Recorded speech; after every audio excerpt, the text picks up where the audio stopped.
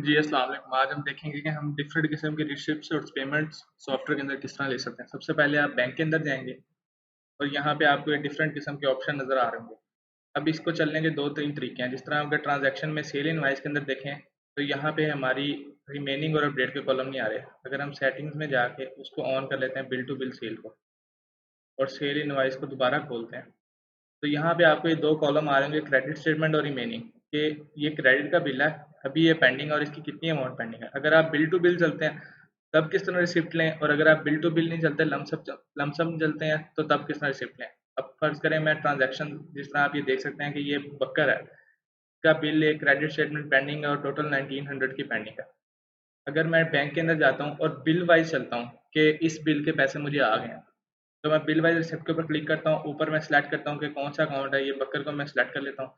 तो नीचे उसके सारे क्रेडिट के बिल लोड हो जाएँगे। ये लास्ट बिल है 1900 वाला कि उसकी बिल अमाउंट कितनी है, बिल की डेट क्या है और रिसीवेबल बैलेंस कितना है और स्टेटस कितना है। मैं इसके ऊपर डबल क्लिक करता हूँ, तो ये विंडो बंद हो जाएगी और वो ऊपर सारी इन्फॉर्मेशन लोड हो जाएगी। यहाँ मैं अपना अकाउंट सेलेक्ट कर लेता हूँ, हमारे कैश और बैंक अकाउंट के हम किसके अंदर पैसे रिसीव कर रहे हैं।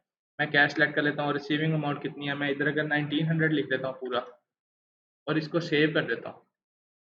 तो ये नीचे हमारे पास उसकी रिसिप्ट आ गई और अगर मैं इसको रिफ्रेश करता हूँ तो आप ये लास्ट पे देखेंगे कि क्रेडिट का बिल है बकर का, लेकिन उसका कॉलम ये क्लियर हो गया और उसके ज़ीरो आ गया। ये उसके लेजर में भी आ जाएगी इन्फॉर्मेशन अगर आप चेक करेंगे जिस तरह रिपोर्ट्स में जाके या लेजर में जाके हम यहाँ पे बकर का चेक कर लेते हैं पिछली डेट से ये। तो आप देखें ये क्रेडिट का एक बिल था 1900 का और ये मैंने उससे रिसीव किया 1900, तो उसका जो क्लोजिंग बैलेंस है वो ये 24924 हो गया। और अगर लिस्ट ऑफ अकाउंट में भी चेक करते हैं तो उसका जो करंट बैलेंस होगा ये देखें 24924, ये ऊपर ऊपर आ रहा है, ये उसका करंट बैलेंस है, ये भी उतना ही आ रहा है। तो एक तो हम बिल वाइज रिसिप्ट इस तरह ले सकते हैं।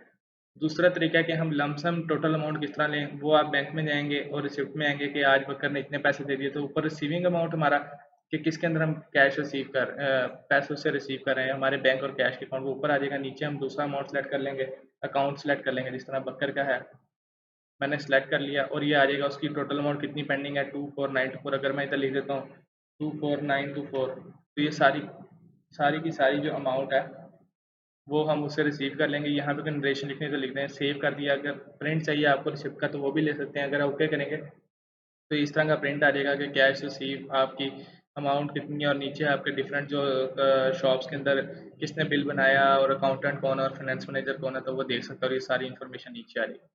और अगर आप इसका लेजर चेक करेंगे, फाइंड करेंगे, तो ये देखें ये उसका बैलेंस हमारे पास बिल्कुल का बिल्कुल एंड पे ज़ीरो आ गया। ठीक है। और अगर लिस्ट ऑफ अकाउंट के अंदर देखेंगे हम इसको, तो ये ज़ीरो हो गया, उसका बैलेंस 0.50 रुपीज़, उसके कुछ पैसे खड़े हुए हैं सिर्फ 0.50, तो ये इस तरह ज़ीरो हो गया। इसी तरह जो हमारी पेमेंट्स हैं जो हम देते हैं, रिसिप्ट होती है लेना, पेमेंट होती है देना, तो उसी तरह हम जिस तरह मैंने रिसिप्ट डाली है सेम इसी तरह हम पेमेंट दे सकते हैं। वो हमारे कैश अकाउंट से पैसे डिडक्ट हो जाएंगे और दूसरे अकाउंट में चले जाएंगे।